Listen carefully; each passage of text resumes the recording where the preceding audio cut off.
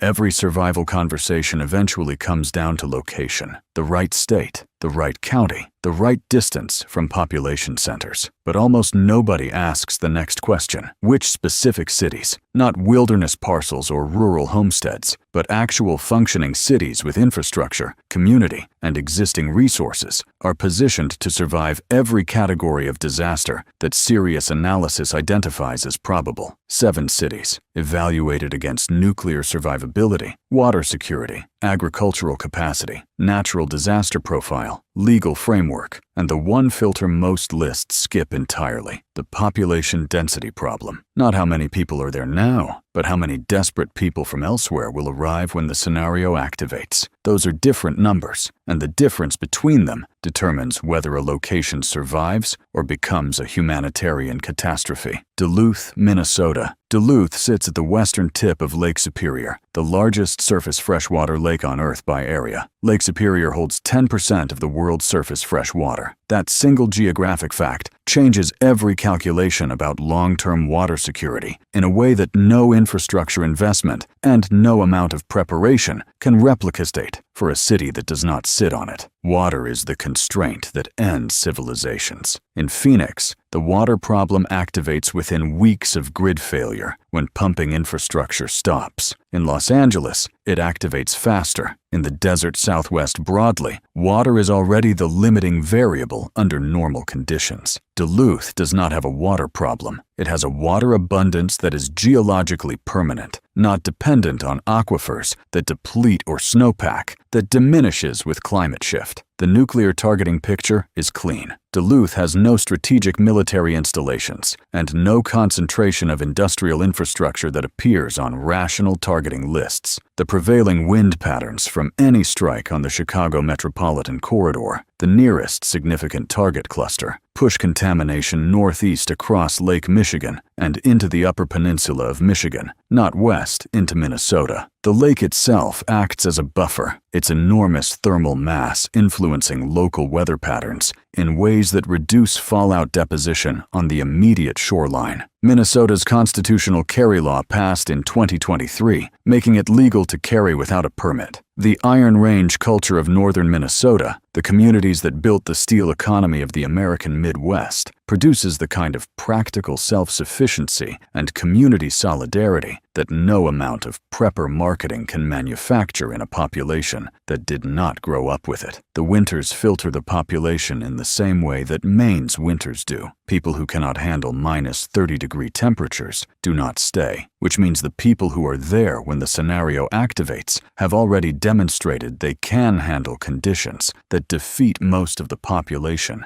that might otherwise arrive. The port infrastructure is the additional asset most analyses miss. Duluth is the westernmost port of the Great Lakes shipping network. The grain elevator infrastructure that serves as the agricultural collection point for upper Midwest production gives the city a food security position that no landlocked city of comparable size can match. Flagstaff, Arizona. Arizona fails every survival filter applied at the state level. Heat that kills within hours of grid failure in summer. Water dependency on the Colorado River system, which is already overallocated and shrinking. Population centers that become humanitarian catastrophes the moment air conditioning and water pumping stop. Phoenix, Tucson, Yuma. Every major Arizona city is a liability in a serious grid-down scenario, with limited redundancy, extreme isolation, and rapidly escalating mortality rates. Flagstaff is the exception that the state profile obscures completely. At 7,000 feet elevation on the Colorado Plateau, Flagstaff exists in a completely different climate than the rest of Arizona. Average summer temperatures run 25 to 30 degrees cooler than Phoenix, 90 miles to the south and 5,000 feet lower. Snow falls in winter. The ponderosa pine forests surrounding the city are the largest contiguous ponderosa pine forest in North America. The San Francisco peaks, rising to nearly 13,000 feet immediately north of the city, create a local watershed that feeds springs and streams independent of the Colorado River system that the rest of Arizona depends on. The elevation creates a second advantage that is not immediately obvious. Fallout from nuclear strikes disperses and dilutes with distance, but elevation also affects deposition patterns through orographic effects. The plateau geography that makes Flagstaff cooler in summer also makes it less accessible to fallout patterns that follow valley floors and low-elevation corridors. Northern Arizona University gives Flagstaff a knowledge infrastructure and a young population with diverse skills concentrated in a city of 90,000. The surrounding Coconino National Forest provides timber, game, and a natural perimeter that limits the approaches from population centers to the south. Interstate 40 runs through the city, which is a double-edged asset. It provides logistics access under normal conditions and represents an approach corridor under collapse conditions. The city sits high enough and cold enough that the desperate populations of the Phoenix Basin, if they move at all, face a climb and a climate change that filters how many arrive in functional condition.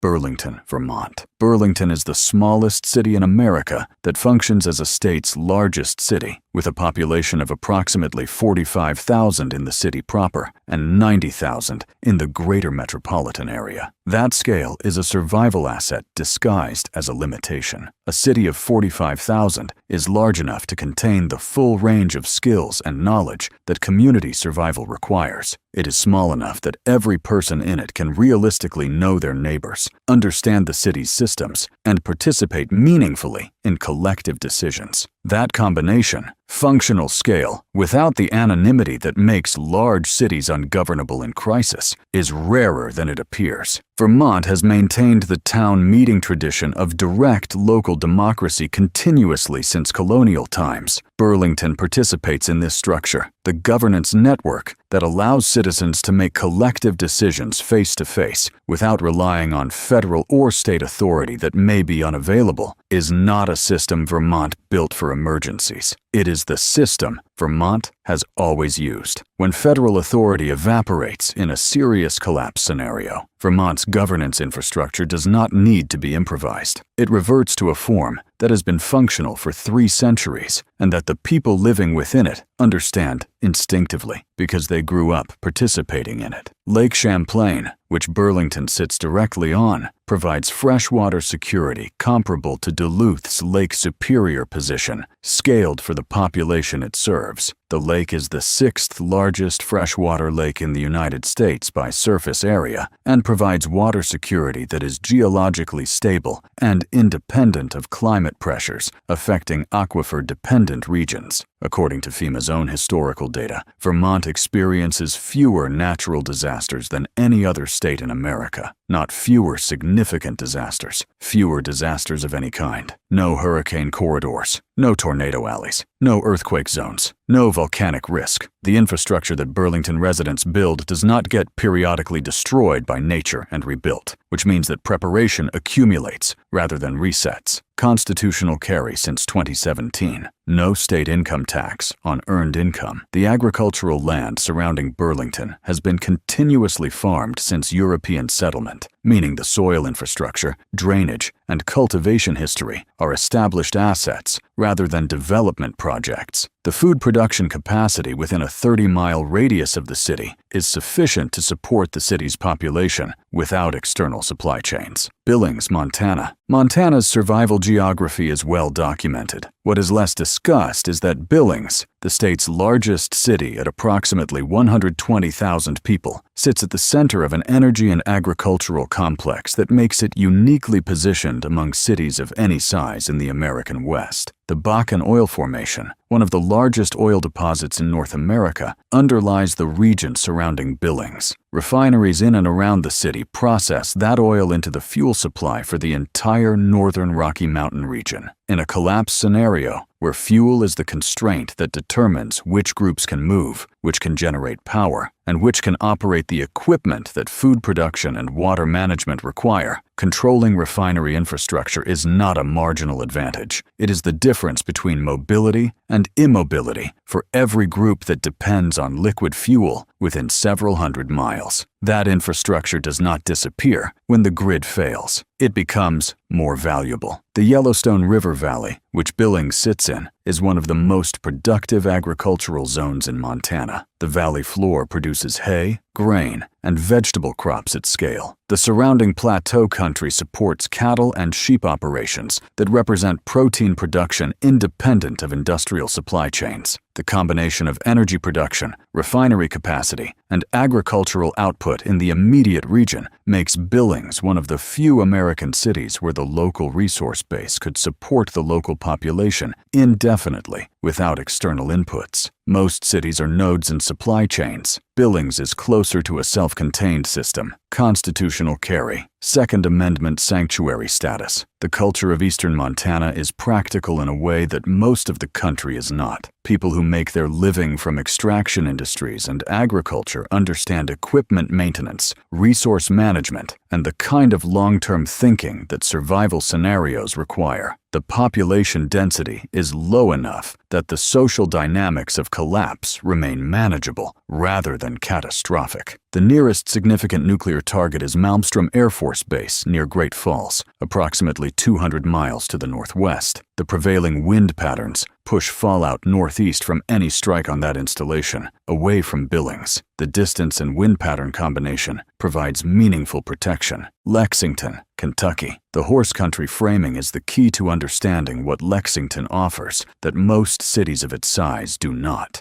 The bluegrass region surrounding Lexington has been managed for large animal husbandry at an extremely high level for over 2 centuries. The land is not farmland that could theoretically support livestock. It is land that has been continuously improved, drained, fenced, watered, and managed for that specific purpose for generations. The agricultural infrastructure is not potential. It is existing, tested, and maintained by people whose families have been doing it long enough that the knowledge is cultural rather than academic. Large animal agriculture produces protein, draft power for tasks that electric machinery currently handles but cannot handle when the grid fails, and the kind of multi-generational farming knowledge that does not exist in communities that converted their farmland to subdivisions 40 years ago. The farrier, the veterinarian, the person who knows how to breed and manage horses and cattle at scale, the person who understands animal health without a supply chain for pharmaceuticals. These are occupations that exist in Lexington at a density that no other American city of comparable size can approach. That density is not an accident. It is the product of 2 centuries of an economy built around it. The Kentucky River system provides water security, and the consistent rainfall pattern of the central bluegrass region means that surface water availability is not a variable that changes dramatically with seasonal or climate pressure. Lexington sits in a region where water has never been the limiting factor for agriculture, which is a statement that fewer and fewer American regions can make honestly. Nuclear targeting risk is minimal. Kentucky has no significant military installations that appear on rational targeting lists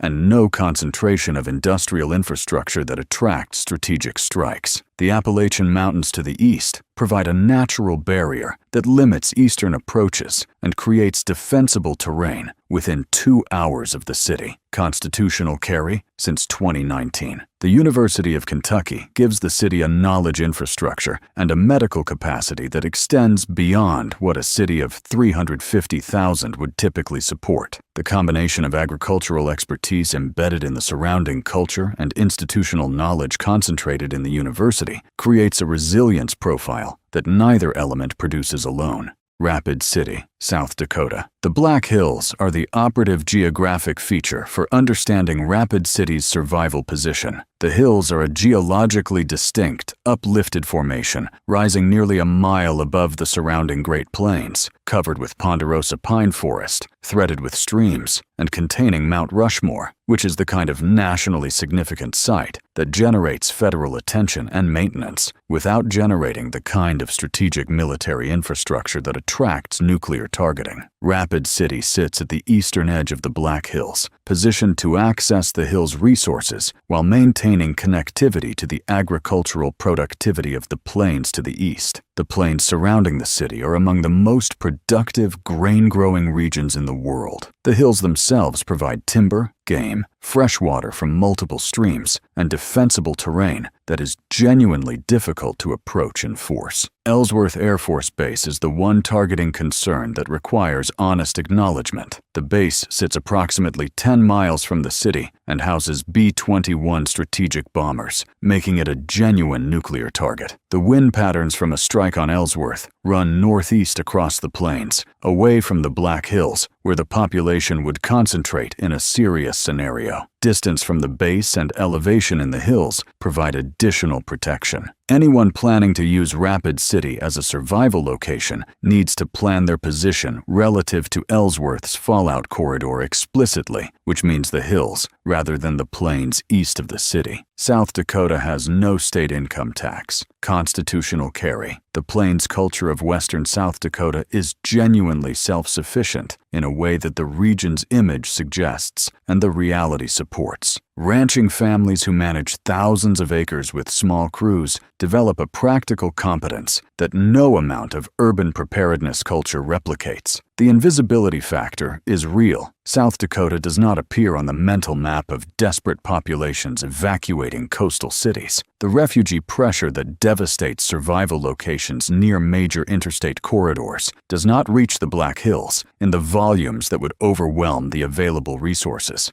Missoula, Montana. Missoula sits in the valley where the Clark Fork River meets 4 tributary valleys, surrounded on every side by mountains that create a natural defensive perimeter, while simultaneously providing the timber, game, and watershed resources that make the valley agriculturally and practically viable. The University of Montana concentrates knowledge infrastructure in a city of 75,000 that punches dramatically above its weight class in terms of the range of expertise available: medical, engineering, agricultural science, forestry, and the trades that support field operations. The university and its graduates represent a knowledge base that the city's population size does not immediately suggest. In a collapse scenario, knowledge is the resource that does not deplete, does not spoil, and cannot be taken by force if it is distributed across a population rather than concentrated in a facility. The Bitterroot Valley, immediately south of Missoula, is the concentration point for the serious preparedness migration that has been building in western Montana for 30 years. The people who moved to the Bitterroot did not move there for the scenery. They moved there with specific intentions regarding self-sufficiency, and they have been building the skills, relationships, and infrastructure that those intentions require. Missoula's proximity to the Bitterroot community makes the city the natural hub for a region that has been deliberately building collapse resilience